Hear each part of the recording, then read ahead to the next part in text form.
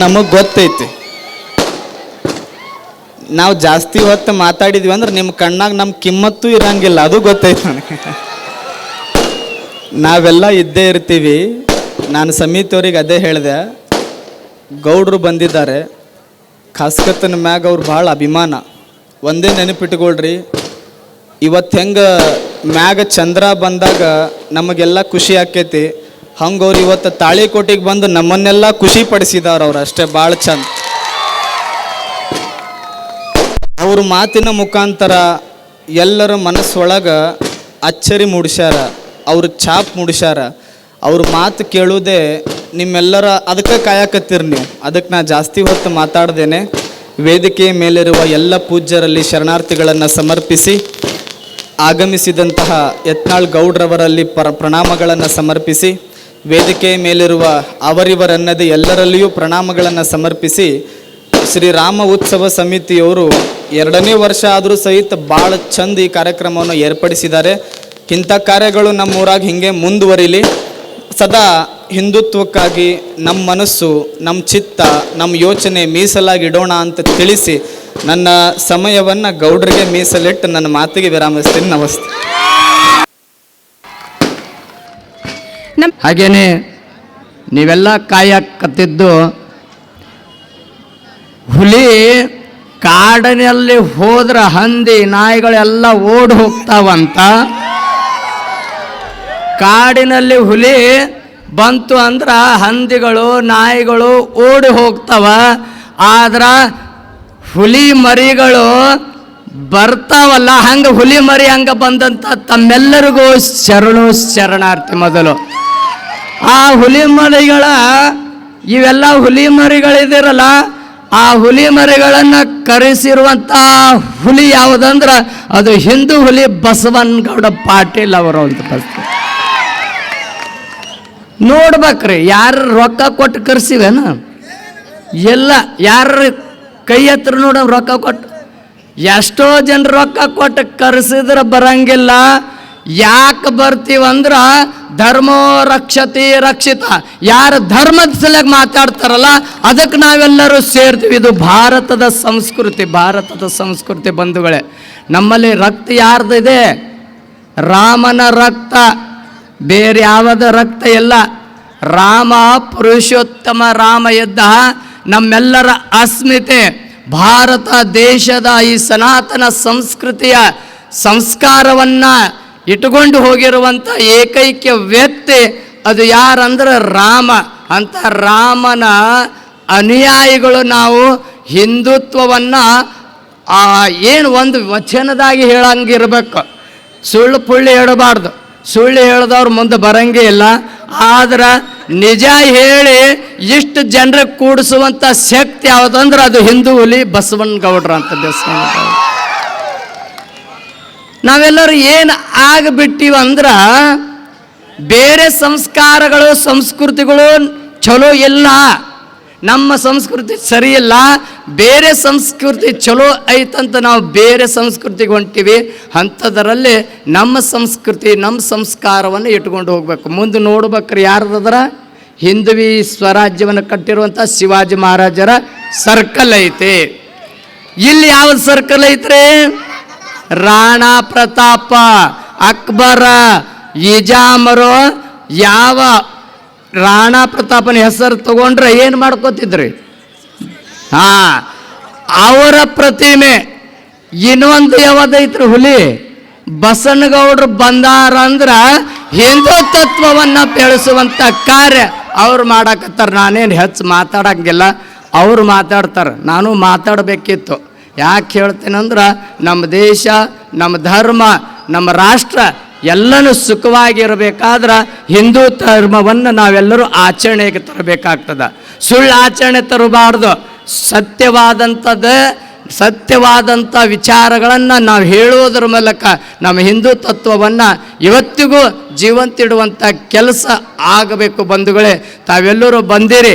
ನಮ್ಮ ಹಿಂದೂ ತತ್ವ ಹಿಂದೂ ಸಮಾಜವನ್ನು ಒಂದುಗೂಡಿಸುವಂಥ ಕೆಲಸ ನಾವೆಲ್ಲರೂ ಮಾಡಬೇಕು. ಎಲ್ಲರೂ ಯಾರು ಆಗಬೇಕಂದ್ರೆ ಹಿಂದೂ ಹುಲಿ ಬಸವನಗೌಡರು ಎಲ್ಲರೂ ಆದಾಗ ಮಾತ್ರ ನಮ್ಮ ದೇಶ, ನಮ್ಮ ರಾಷ್ಟ್ರ ಹಿಂದುತ್ವದ ರಾಷ್ಟ್ರ ಆಗಲಿಕ್ಕೆ ಸಾಧ್ಯ ಆಗ್ತದೆಂಬ ವಿಚಾರವನ್ನು ಹೇಳ್ತಾ ನನಗೆ ಭಾಳ ಖುಷಿ ಆಗ್ತದೆ. 2ನೇ ವರ್ಷದಲ್ಲಿ ಇವತ್ತು ಹಿಂದುತ್ವ ಭಾಳ ದೊಡ್ಡದಾಗಿ ಪ್ರಸಾರ ಆಗ್ತಾ ಇದೆ. ಶ್ರೀರಾಮನವಮಿ ಉತ್ಸವದ ಸಮಿತಿಗೆ ಜೋರಾದ ಒಂದು ಚಪ್ಪಾಳೆ ಮೂಲಕ ನಾವು ಅವರಿಗೆ ಅಭಿನಂದನೆಯನ್ನು ಸಲ್ಲಿಸಬೇಕಾಗ್ತದೆ. ಎಲ್ಲ ಯುವಕರದಾರ, ಹಿರಿಯರದಾರ, ಹಿರಿಯರು ನಿಂತುಕೊಂಡು ಯುವಕರಿಗೆ ಪ್ರೋತ್ಸಾಹ ಕೊಟ್ಟು ಈ ಏನು ಉತ್ಸವ ಸಮಿತಿಯ ಮೂಲಕ ನಮ್ಮ ಸಂಸ್ಕೃತಿ, ನಮ್ಮ ಸಂಸ್ಕಾರವನ್ನು ಬೆಳೆಸುವಂಥ ಕಾರ್ಯಕ್ಕೆ ಮಣಿಯಾಗಿರುವಂಥ ಶ್ರೀರಾಮನವಮಿ ಉತ್ಸವ ಸಮಿತಿಯವರಿಗೆ ನಾನು ಧನ್ಯವಾದವನ್ನು ಹೇಳ್ತಾ, ಈಗ ನನ್ನ ಕಾರ್ಯ ಇಲ್ಲಿಗೆ ಮುಗಿತದ. ಮುಂದೆ ಬರ್ತದೆ ಏನು? ಕಾಡಿನಲ್ಲಿರುವಂಥ ರಾಜ. ಕಾಡಿನಲ್ಲಿ ಯಾವ ರಾಜ ಇರ್ತದ್ರಿ? ಹುಲಿ ರಾಜ. ಯಾವುದಾದ್ರೂ ಹುಲಿ ಇದ್ರ ಅದು ಕರ್ನಾಟಕದ ಯೋಗಿ ಎಂಬ ಹೆಸರನ್ನು ಪಡೆದಿರುವಂಥ ಬಸವನಗೌಡರು ಬರ್ತಾ ಇದ್ದಾರೆ. ಎಲ್ಲರೂ ಜೋರಾದ ನಾನು ಇಲ್ಲೇ ಮುಗಿಸ್ತೀನಿ. ನನಗೆ ಮಾತಾಡೋಕ್ಕಾಗಕತ್ತಿಲ್ಲ. ಅವ್ರಿಲ್ಲ ಅಂದ್ರೆ ನಮ್ಮ ಪಟಾಕಿ ಬರ್ತಿದ್ವು.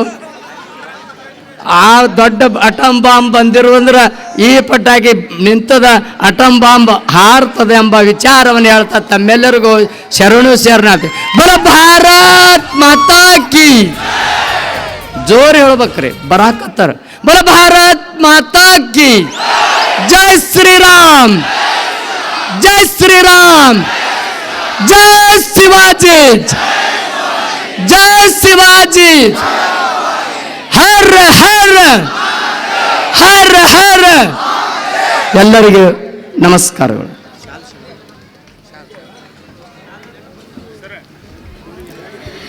ಈ ವೇದಿಕೆಯನ್ನ ಉದ್ದೇಶಿಸಿ ನಾವು ಇವತ್ತ 2ನೇ ವರ್ಷ, ರಾಮನವಮಿ 2ನೇ ವರ್ಷ, ನಮ್ಮ ಹಿಂದೂ ಮಹಾಗಣಪತಿ 12ನೇ ವರ್ಷ, ಇದು 2ನೇ ವರ್ಷ.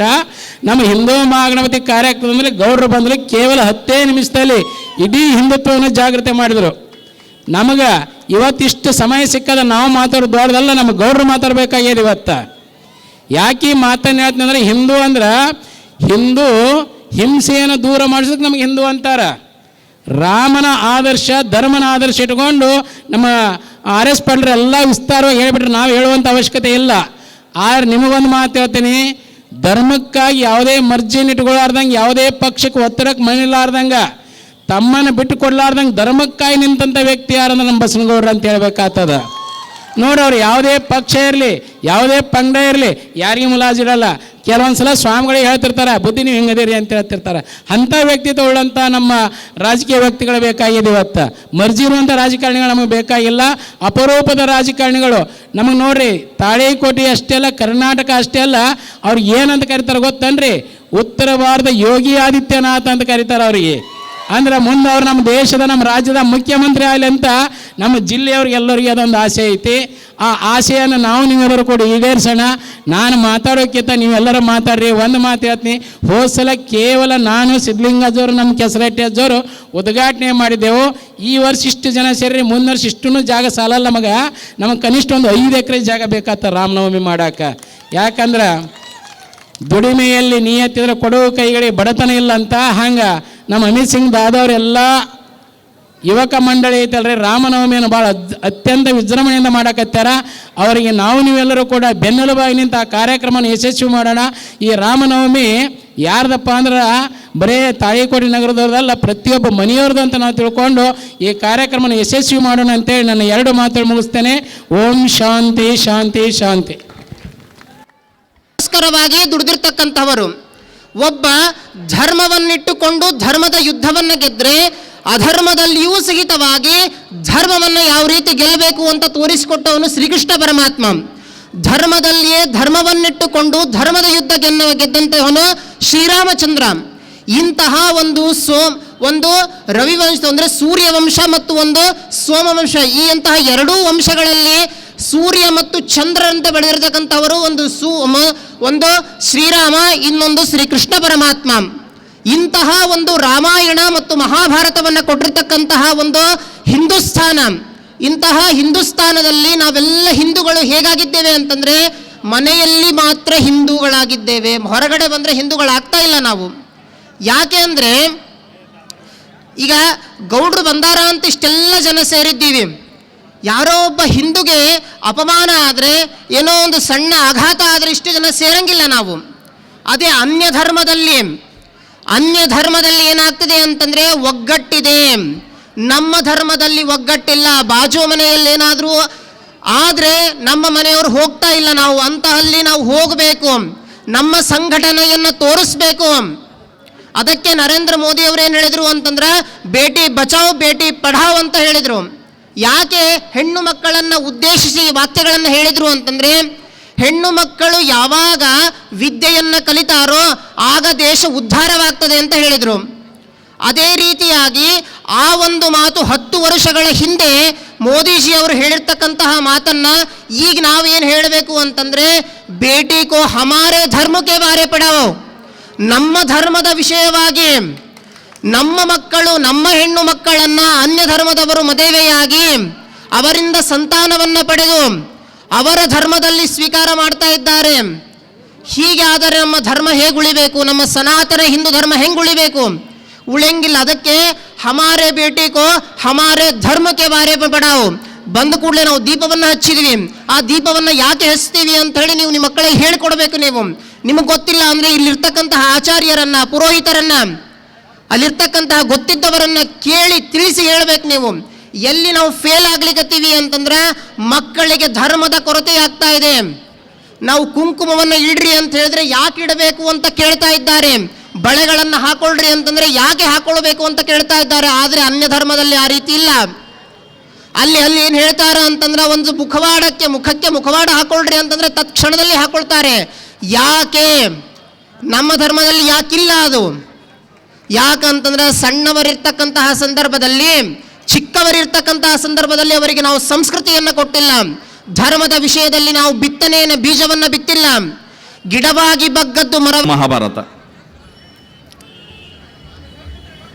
ರಾಮಾಯಣದಲ್ಲಿ ನಮ್ಗೆಲ್ಲರಿಗೂ ಗೊತ್ತದ, ರಾಮ ವನವಾಸಕ್ಕೆ ಹೋಗ್ಬೇಕಂತ ಹೇಳಿ ತಂದೆ ಆಜ್ಞೆ ಮಾಡಿದಾಗ ಒಂದು ಕ್ಷಣವೂ ಯೋಚನೆ ಮಾಡದೆ ಸಮಚಿತ್ತದಿಂದ ಸ್ವೀಕಾರ ಮಾಡಿ. ಯಾಕಂದ್ರೆ ರಾಮಗ ಪಟ್ಟಾಭಿಷೇಕ ಮಾಡಬೇಕು. ಎಲ್ಲ ರಾಜರು ಮಹಾರಾಜರು ಬಂದು ಎಲ್ಲರೂ ಆಸೀನರಾಗಿದ್ದಾರೆ. ಪಟ್ಟಾಭಿಷೇಕ ನಡಿಬೇಕು. ಅಂತ ಸಂದರ್ಭದಲ್ಲಿ ತಂದೆ ಆಜ್ಞೆ ಆಗ್ತದೆ, ನೀನು ವನವಾಸಕ್ಕೆ ಹೋಗ್ಬೇಕಂತಂದಾಗ ಶ್ರೀರಾಮ ಮರ್ಯಾದಾ ಪುರುಷೋತ್ತಮ ಒಂದು ಮಾತೂ ಯೋಚನೆ ಮಾಡಲಿಲ್ಲ. ತಂದೆಯ ಮಾತು ಪರಿಪಾಲನೆ ಮಾಡಿ ವನವಾಸಕ್ಕೆ ಹೋಗ್ತಾನೆ. ಸೀತಾದೇವಿ ಒಂದು ಕ್ಷಣನೂ ಯೋಚನೆ ಮಾಡಲಿಲ್ಲ. ತಂದೆ ಜನಕ ನಾಯಕ ಮಹಾರಾಜ ಕೂಡ ಬಂದಿದ್ರು, ಅಲ್ಲಿ ಆಸೀನರಿದ್ರು. ಹಿಂದೆ ಅವರು ಕೂಡ ಹೊರಟರು. ಭರತನಿಗೆ ಪಟ್ಟಾಭಿಷೇಕ ಮಾಡಬೇಕಂತಂದಾಗ ಭರತ ರಾಮನ ಪಾದುಕೆಗಳನ್ನು ಇಟ್ಟು ನಾನು ರಾಜ್ಯಭಾರ ಮಾಡ್ತೇನೆ, ಯಾವುದೇ ಕಾರಣಕ್ಕೂ ಅಣ್ಣ ಬರೋವರೆಗೆ ನಾನು ಆ ಖರ್ಚಿಗೆ ಆ ಸಿಂಹಾಸಕ್ಕೆ ನಾನು ಕೂಡುವುದಿಲ್ಲ ಅಂತೇಳಿ ಶಪಥ ಮಾಡಿ ಪಾದುಕೆಗಳನ್ನಿಟ್ಟು ರಾಜ್ಯಭಾರ ಮಾಡ್ತಕ್ಕಂಥ ಕಾರ್ಯ. ರಾಮ ವನವಾಸಕ್ಕೆ ಹೋದಂಥ ಸಂದರ್ಭದಲ್ಲಿ ಸೀತಾಮಾತೆಗೆ ಅಪಹರಣ ಆದ ಮೇಲೆ ಅನೇಕ ಪ್ರಸಂಗಗಳು ನಡೀತಾವೆ.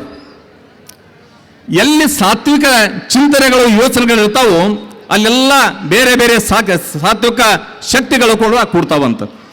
ಅದಕ್ಕೆ ಸೀತಾದೇವಿನ ಕರೀಲಿಕ್ಕೆ ಹೋದಂಥ ಸಂದರ್ಭದಲ್ಲಿ ಪುಟ್ಟ ಅಳಿಲು ಕೂಡ ನಮ್ದೊಂದು ಸೇವೆ ಮಾಡಬೇಕು, ಶ್ರೀರಾಮಗೆ ನಾನು ಆಸರೆ ಆಗಬೇಕಂತ ಹೇಳಿ ಅಳಿಲು ಕೂಡ ತನ್ನ ಸೇವೆ ಮಾಡ್ಲಿಕ್ಕೆ ಪ್ರಾರಂಭ ಮಾಡ್ತದೆ. ಕೊನೆಗೆ ರಾಮ ಯುದ್ಧ ಮಾಡಿ ರಾವಣನ ಸಂಹಾರ ಮಾಡಿ ಸೀತಾದೇವಿನ ಕರ್ಕೊಂಡ್ಬಂದಂಥ ಸಂದರ್ಭದಲ್ಲಿ ಕೇಳುವುದರ ಪ್ರಶ್ನೆಗಳಿಗೆ ರಾಮ ಒಂದು ಮಾತು ಹೇಳ್ತಾರೆ. ಏನಂದ್ರೆ, ಈ ಯುದ್ಧ ಗೆದ್ದ ನಂತರ ಏನು ಅಂತ ಕೇಳಿದಾಗ ಶ್ರೀರಾಮ ಹೇಳಿರ್ತಕ್ಕಂಥ ಮಾತು, ಯುದ್ಧ ನಾನು ಗೆಲ್ಲಿಲ್ಲ, ನಾನು ಗೆಲ್ಲಿತಂತ.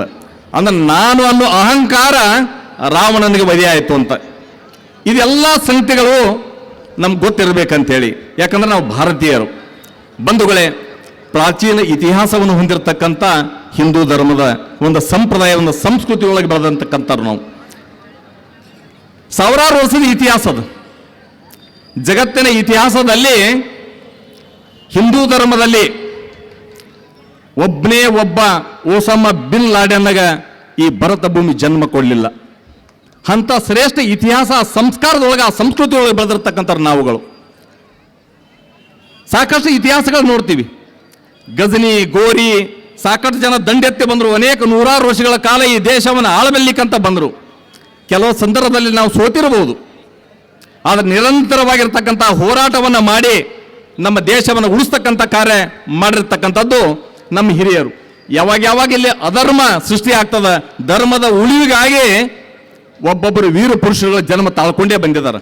ಉತ್ತರದಲ್ಲಿ ರಾಣಾ ಪ್ರತಾಪ್ ಇವತ್ತು ಹಿಂದುವಿ ಸಾಮ್ರಾಜ್ಯವನ್ನು ಕಟ್ಟಬೇಕಂತಂದು ಹೇಳಿ ಶಿವಾಜಿ ಮಹಾರಾಜರು ಜನ್ಮ ತಾಳಿದರು. ಹಾಗೆ ಕಾಲಘಟ್ಟಕದ ಇತಿಹಾಸದೊಳಗೆ ಸಾಕಷ್ಟು ಜನ ಜನ್ಮ ತಾಳಿ ಬಂದ ಧರ್ಮವನ್ನು ಉಳಿಸ್ತಕ್ಕಂಥ ಕಾರ್ಯ ಮಾಡಿದ್ದಾರೆ. ಇವತ್ತು ಕೂಡ ದೇಶದಲ್ಲಿ ಹಿಂದುತ್ವ ಗಟ್ಟಿ ಆಗಬೇಕಾಗಿದೆ, ಹಿಂದುತ್ವ ಉಳಿಬೇಕಾಗ್ಯದ. ಇವತ್ತು ನಾವು ಹೇಳ್ತಕ್ಕಂಥ ಮಾತು ಕೇವಲ ಅಷ್ಟೇ ಅಲ್ಲ. ಇತ್ತೀಚೆಗೆ ನ್ಯಾಟೋ ದೇಶದ ಪ್ರಮುಖರು ಭಾರತಕ್ಕೆ ಬಂದಿದ್ರು. ಬಂದಂಥ ಸಂದರ್ಭದಲ್ಲಿ ಫ್ರಾನ್ಸ್ ದೇಶದ ಅಧ್ಯಕ್ಷ ಒಂದು ಮಾತು ಹೇಳಿದರು, ಏನಂದ್ರೆ ಜಗತ್ತಿನೊಳಗೆ ಭಾರತ ಸದೃಢವಾಗಬೇಕಂತೇಳಿ, ಭಾರತ ಶಕ್ತಿಯುತವಾಗಬೇಕು, ಆರ್ಥಿಕವಾಗಿ ಸಶಕ್ತ ಆಗಬೇಕು, ಜಗತ್ತಿನೊಳಗೆ ನಂಬರ್ 1 ಸ್ಥಾನದೊಳಗೆ ಭಾರತ ನಿಲ್ಲಬೇಕು. ಅದಕ್ಕೆ ಕಾರಣ ಏನಂದ್ರೆ ಭಾರತ ಇದ್ದರೆ ಜಗತ್ತಿಗೆ ನೆಮ್ಮದಿ. ಜಗತ್ತಿನೊಳಗ ಭಾರತ ಗುರುವಿನ ಸ್ಥಾನದಲ್ಲಿ ಇತ್ತಂದ್ರೆ ಜಗತ್ತು ನೆಮ್ಮದಿ ಒಳಗಿರ್ತದಂತೇಳಿ. ಯಾಕಂದ್ರೆ ಅಂಥ ಪರಂಪರೆ ಒಳಗೆ ಬೆಳೆದಿರ್ತಕ್ಕಂಥವ್ರು ನಮ್ಮೆಲ್ಲರಿಗೆ ಹೆಮ್ಮೆ ಇರುತ್ತೆ. ಯಾಕಂದ್ರೆ ಹಿಂದೂ ಧರ್ಮದೊಳಗ ನಮ್ಮ ಸಮಾಜದೊಳಗ ಎಂದೂ ಕೂಡ ಮತ್ತೊಬ್ಬರ ಮೇಲೆ ದಂಡೆತ್ತಿ ಹೋಗಲಿಲ್ಲ.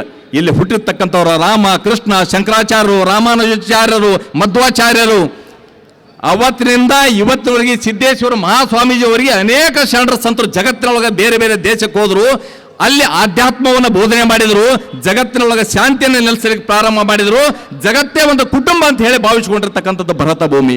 ಇಂಥ ಶ್ರೇಷ್ಠ ಪರಂಪರೆಯೊಳಗೆ ಬೆಳೆದಿರ್ತಕ್ಕಂಥ ನಾವು ಹೀಗಾಗಿ ಮತ್ತೊಮ್ಮೆ ಈ ದೇಶದ ಒಳಗೆ ಈ ಹಿಂದೂ ಸಮಾಜ ಜಾಗೃತ ಆಗಬೇಕು, ಇದು ಸದೃಢ ಆಗಬೇಕನ್ನಂಥ ಕಾರಣದಿಂದ ಇವತ್ತು ಯಾಕೆ ದೇಶದೊಳಗೆ ಅದರಲ್ಲಿ ಕರ್ನಾಟಕ ರಾಜ್ಯದಲ್ಲಿ ಬಸನಗೌಡ ಪಾಟೀಲ್ ಯತ್ನಾಳ್ ಹೋಗ್ತಾರಂದ್ರೆ ಮೂಲೆಯಿಂದ ಜನ ಹರಿದು ಬರ್ತದೆ. ಇವತ್ತು ಸಾವಿರಾರು ಸಂಖ್ಯೆ ಒಳಗೆ ಜನ ಹರಿದು ಬರ್ತಾರೆ. ಇವತ್ತೇ ತಾಳಿಕೋಟಿಗೆ ಬರಬೇಕಂದಾಗ ನಾವು ತುಂಬಿಗಿ, ಹೊಸಳಿಗೆ ಹೋಗಿ ಬಂದೀವಿ, ಎಲ್ಲಿ ಪ್ರತಿಯೊಂದು ಗ್ರಾಮಕ್ಕೆ ಹೋದರೂ ಕೂಡ ಸಾವಿರಾರು ಸಂಖ್ಯೆ ಒಳಗೆ ಜನ ನಿಂತು ಅವ್ರನ್ನ ಸ್ವಾಗತ ಮಾಡಕ್ಕೆ ನಿಲ್ತಾರೆ. ಯಾಕಂದ್ರೆ ಗಟ್ಟಿಯಾಗಿ ಹಿಂದುತ್ವ ಪ್ರತಿಪಾದನೆ ಮಾಡ್ತಾರಂತೇಳಿ. ಹಿಂದುತ್ವ ಪ್ರತಿಪಾದನೆ ಮಾಡೋದ್ರ ಅರ್ಥ ಯಾರ ಮೇಲೆ ದಂಡೆತ್ತು ಹೋಗ್ಬೇಕಂತಲ್ಲ, ನಮ್ಮ ಉಳಿವಿಗಾಗಿ. ಇದಕ್ಕಾಗಿ ನಮ್ಮ ರಾಜ್ಯದಲ್ಲಿ ವಿಶೇಷವಾಗಿ ವಕ್ಫ್ ಅಂತ ಬಂದಾಗ ಒಂದು ಕಾಯ್ದೆ ತಗೊಂಡು ಬಂದು ನಮ್ಮ ಜನರಿಗೆ ಆತಂಕ ಸೃಷ್ಟಿ ಮಾಡಿದಾಗ ಗಟ್ಟಿಯಾಗಿ ಧ್ವನಿ ಎತ್ತಿ ಅದರ ವಿರುದ್ಧ ಹೋರಾಟ ಮಾಡಿ ಆ ಕಾಯ್ದೆಯನ್ನು ರದ್ದುಗೊಳಿಸತಕ್ಕಂಥ ಕೀರ್ತಿ ದೇಶಕ್ಕೆ ಯಾರಿಗೆ ಸಲ್ಲಬೇಕಂದ್ರೆ ಸನ್ಮಾನ್ಯ ಬಸವನಗೌಡ ಪಾಟೀಲ್ ಯತ್ನಾಳ್ ಸಲ್ಲಬೇಕು. ಇವತ್ತು ಅದಕ್ಕಾಗಿಯೇ ಇಡೀ ರಾಜ್ಯದಲ್ಲಿ ಹಿಂದೂ ಸಾಮ್ರಾಟ ಈ ಹೆಸರು ಕೊಟ್ಟದ್ದು ನಾನಲ್ಲ, ಈ ಹೆಸರಿಂದ ನಾವು ಕರೆದಲ್ಲ, ಈ ಹೆಸರು ಕರೆದದ್ದು ಯಾರು? ಹಿಂದೂ ಸಾಮ್ರಾಟ, ಹಿಂದೂ ಹುಲಿ ಅಂತ ಕರಿತಕ್ಕಂಥದ್ದು ಇದು ಯಾರಿಂದ? ನಿಮ್ಮೆಲ್ಲರ ಅಭಿಮಾನಿಗಳು, ಸಾವಿರಾರು ಸಂಖ್ಯೆ ಲಕ್ಷಾಂತರ ಜನ ಅಭಿಮಾನಿಗಳು ಇವತ್ತು ಇಡೀ ರಾಜ್ಯದಲ್ಲಿ ಸೃಷ್ಟಿಯಾಗಿರ್ತಕ್ಕಂಥದ್ದು ಒಬ್ಬ ನೇರ ನುಳಿ, ಯಾವುದೇ ಕಪಟಿರಲಾರ್ದ ವ್ಯಕ್ತಿ, ಯಾವುದೇ ಕಪಟಿ ಏನು ಹೇಳಬೇಕಾಗ್ಯದ ನೇರವಾಗಿ ಹೇಳೋದು. ನಾನು ನಮ್ಮ ಸ್ನೇಹಿತರಾಗಿರ್ತ ಪ್ರಭು ದೇಸಾಯಿ ಅವರು ಅದನ್ನೇ ಮಾತಾಡ್ತಾ ಇದ್ವಿ. ಬಹಳ ಜನ ರಾಜಕೀಯ ನಾಯಕರ ದೇಶದೊಳಗೆ ನಾವು ನೋಡಿವಿ. ಏನಂದ್ರೆ ಇಲ್ಲೊಂದು ಮಾತಾಡೋದು, ಅಲ್ಲೊಂದು ಮಾತಾಡೋದು, ಎಲ್ಲನೂ ಮಾತಾಡ್ತಾರ. ಆದರೆ ಏನೇ ಇದ್ರು ನೇರ ಮಾತಾಡಿ ಬೈದು ದಕ್ಕಿಸ್ಕೊಂಡು ಇಡೀ ರಾಜ್ಯದಲ್ಲಿ ಕೋಟ್ಯಾಂತರ ಜನರ ಅಭಿಮಾನವನ್ನು ಪಡೆದಿರ್ತಕ್ಕಂಥ ಏಕೈಕ ನಾಯಕ ಅದು ಬಸವನಗೌಡ ಪಾಟೀಲ್ ಯತ್ನಾಳ್. ಇಂಥ